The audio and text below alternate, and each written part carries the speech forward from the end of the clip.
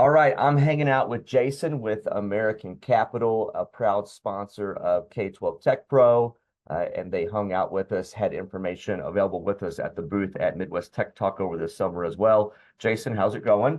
Nice to meet you. Very good. A couple days till Christmas, so the kids are ready to rock and roll and have a good time. It's that Yeah, time of year. my wife is doing wrapping still today. How's your family? Is everything wrapped up or still going? She got a jump start. She was able to sneak a few personal hours out of work and was able to Nice. get that tackled while the kids were at school. So the Santa belief is still there for one, and the teenager not so much, but a good way to knock it out in advance. Yeah, for sure. Hey, so another quick question. Do you guys do Elf on a Shelf or do you just do the Santa stuff? We do have a an elf on the shelf for the little one, and I know her teacher at school actually has one as well. So I think they've even brought that into the classroom a little bit to help out some of the students. But yeah, the seven I have a 7-year old and a 15-year old. So the 7-year old Nice. still believes, and she knows that the elf goes back to see Santa every night, and she better be on her best behavior. The 15-year old is never on her best behavior and doesn't look at it the same way, but is still good all the same. Yeah, love it. Very cool. All right. Well, Jason, I've known you for a couple years with the school district that I work at, and I'll probably unpack that at some point during this call. But you are with American Capital, and in particular, you can help with leasing of devices. I've used you in the past with Chromebook. So before we go any further, would you, from you, say what is American Capital and what can it do for a school district? Sure. American Capital, we're an independent equipment leasing and equipment financing company for schools nationwide. So we work with schools when they're getting all sorts of equipment, implementing it within the classroom or within the facilities. We'll provide monthly or annual payment options for that type of equipment. So a lot of what we do is technology based. So student devices, staff devices, panels, software licenses, copiers, printers, things like that. But we'll even get brought into other types of opportunities like school buses Okay. and driver's ed cars and grounds and maintenance equipment, athletic equipment. We've even done numerous sports turf field projects, the football field or the baseball field that's getting the artificial turf and how costly those projects can be. So as long as the items are kind of essential to the day-to-day operations of the school, we can cover it with our lease finance program. Okay. And would you say that you only work with school districts? Do you do business sector stuff as well? Uh, We do have, yeah, we do have a side of our organization that works with small to medium-sized businesses as well. So we'll do the same type of items for those types of companies and whatever their essential use equipment might be as well. I would say about 60–70% of my time is spent working with public and private schools throughout the country, but the other 30–40% is working with corporate as well. okay. So I guess let's walk through this. So I'm a school district that's maybe always bought my Chromebooks or I've used another leasing company and I want to check out American Capital.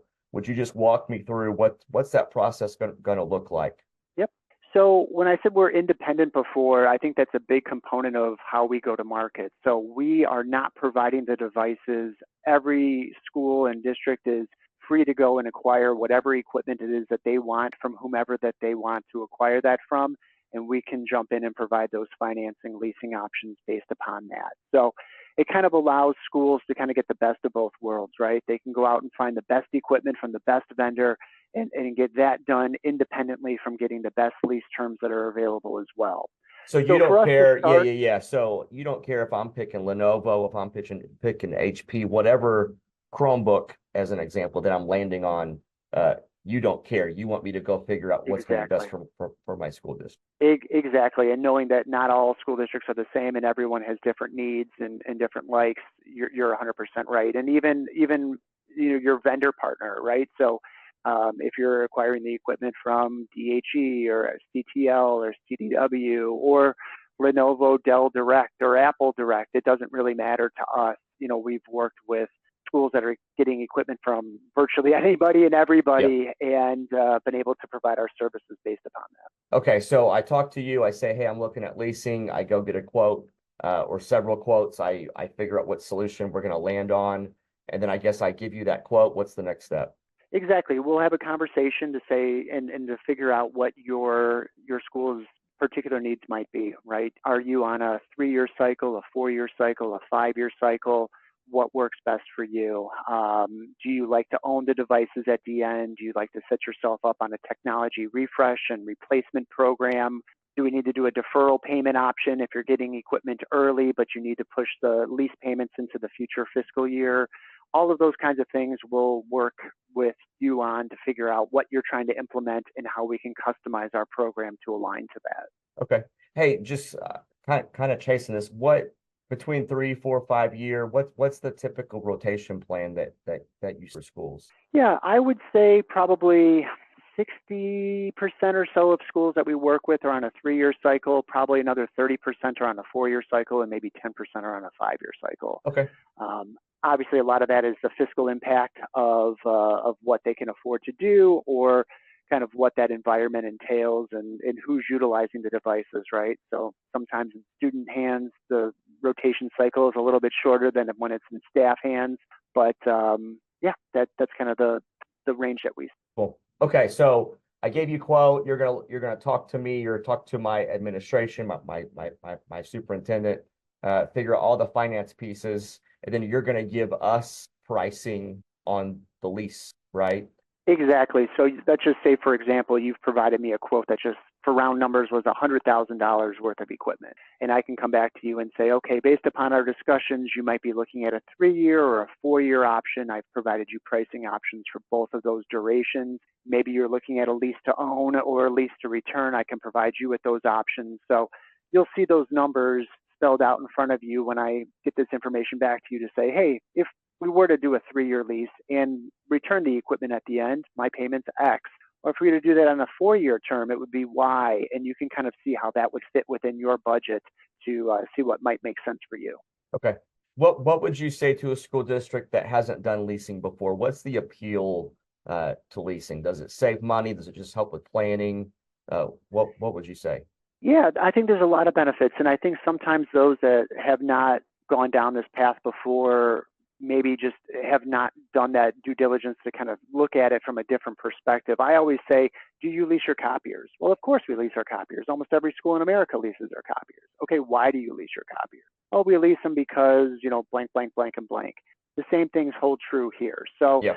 the benefits of leasing devices, first and foremost, like you said, you can definitely look to save money, right? You could add up all of your lease payments over a 3-year time period and say, hey, we're only spending 90, 95, 96 cents on the dollar for the cost of this equipment. We're actually paying less to lease the equipment than it would cost to buy it. So just off the top, there could be that cost saving. Yeah. Another big benefit is going to be budget, right? So a lot of schools don't have the fiscal capability to say, we don't want to ride that roller coaster of having to spend hundreds of thousands of dollars this year on devices and then nothing there. And then maybe a couple $100,000 the following year and then nothing. We want to set a line item in our budget that's stable and consistent, that says we know we're going to spend X per year in a lease payment that covers all of the devices that we. And Yeah, normally over time, to just talk about my experiences, it's been great for planning, for my finance people to know, hey, every year this bucket needs this much money in it, and to know, hey, it's steady. So these are 3-year devices. So for 3 years, this is the amount that we're going to spend. That's helped the tech department. When we've gotten like a device that, man, it's year 2's getting a little rough, but hey, we know we have 1 year left. To establish a firm rotation plan has been great. And then we've seen those savings as well there. Well, and I'll say, I can't tell you how many times I've heard from folks on the technology side of the equation say that when they're not doing it this way, whether it's a lease to own or a lease to return, and they don't have that line item in the budget, all of a sudden you run into a fiscal year where, hey, things are tight this year. Can't we just keep the devices around for 1 more year? Can't you just 1000%. MacGyver them Yes. and duct tape them and paper clip them together and do whatever you can do, because we really need to use those funds for something else. Yeah. And there's always that definition of work. I always use this joke that, my wife's a school teacher many, many years ago. I'm talking 15, 20 years ago. She used to teach in a district that had a very large senior community that was a part of the tax base. And those folks made their way onto the school board, and their tech director pulling their hair out trying to go and explain to a bunch of retirees why they needed new computer equipment. And the pushback that they would get is, well, doesn't it work? I've got a computer at home that works. I can just press the button and turn it on and it works. And I can get on my Yep. AOL email and it works just fine. and the definition of work to those individuals were not the same definition of work for student staff and, Yep. and those within the district. So I think when you have that line item in your budget, you can simply go back and say, hey, I'm the good guy here. We're cost neutral. We have a $100,000 line item in our budget for expenditure of a lease payment. I'm going to come to you again this year and say, I'm not asking for $1 more, just the same thing that we've always had. And it allows you to continue with what your plan is going forward. And historically, as we've seen, the cost of devices in many years go down. Some years it goes up, but historically mostly go down. It's been a way to kind of manage that effectively. Yeah, nice. Okay, so I got quote, I sent it to you. We had a conversation. We figured out the different options that we have. We get locked into this lease. I get to place the order. Chromebooks devices come. You make that payment, or however that stuff gets arranged. You make that payment to that company, and now we're making these leasing payments to you. So fast forward 3, 4, 5 years, whatever, the lease is up. Would you unpack what happens when the lease is done? Yep. So that's somewhat dependent upon what we've structured in the beginning. So Okay. if we do a lease to own, when we get to the end of the term, the district owns the equipment free and clear. So it is your device to do with whatever you want to do with. Now, you've paid a little bit extra along the way to do that, but that is your equipment, almost like a loan, right? So that side of the equation, there's really not too much for us to be engaged in. If you do the alternative, the lease to return, where you're kind of managing that refresh replacement cycle, you've saved money along the way, maybe you're paying below 0% rates with us based upon that.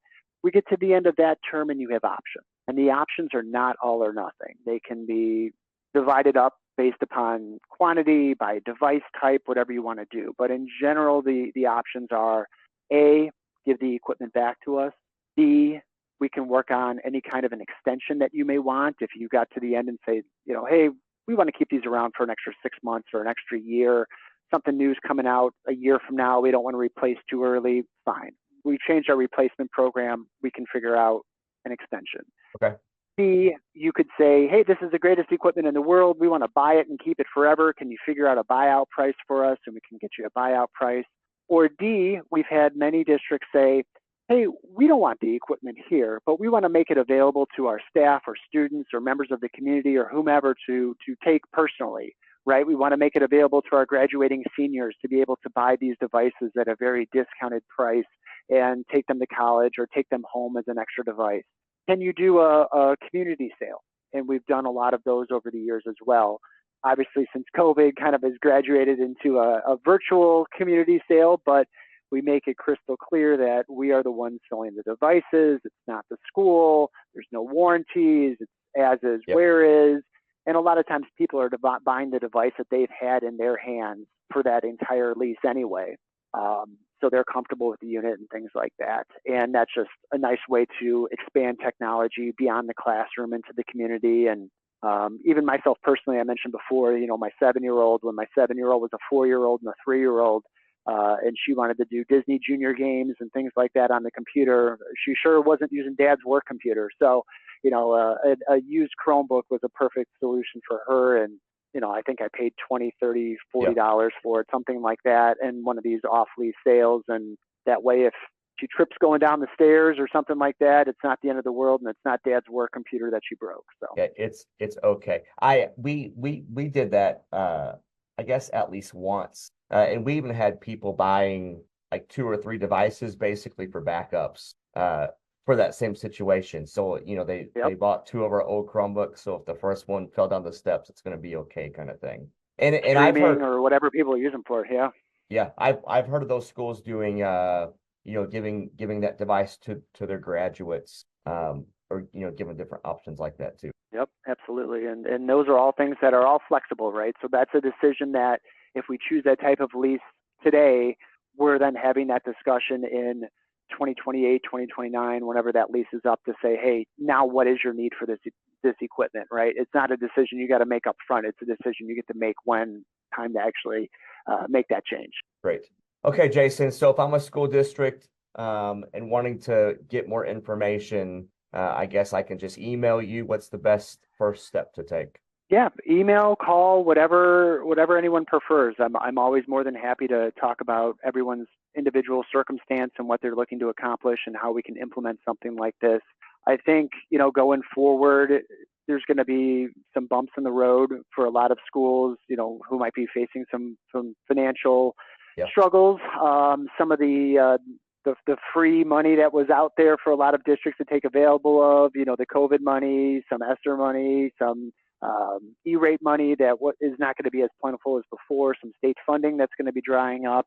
So I think a lot of folks are going to have to think a little bit more creatively about how to replace equipment long-term in the new financial environment that we've now found ourselves in. Yeah, we were just talking about that on the podcast. The ESSER money is for sure gone. And then lots of uncertainty with Department of Ed, with federal stuff, but even with local money. Not to get into the weeds of it, but the price of devices potentially going up, or they are going up with this RAM stuff and parts demand. So for sure, schools, if you're a tech department that hasn't been frugal, I think the frugal stuff's going to start coming in 2020. So leasing may be a great option. Yep, and as you said, that ESSER money or the COVID money, I mean, there was that rush to market back in 2020, 2021 to get devices in everyone's hands, and now we're coming to end of life of those devices. Yep. And the way that they were procured on the front end is not going to be the same way that they're going to have to be procured this time. So creativity, like you said, is going to be key. Yes. Well, Jason, thanks so much for hanging out with me. I hope that if you're consuming this content, that we answered some of your questions about leasing. You can reach out to Jason at American Capital. That link is posted on K12 Tech Pro. We'll put his email address in there as well. Jason, thanks for hanging out with me today. You got it. Thanks again, and have a good holiday season. You too. Thanks.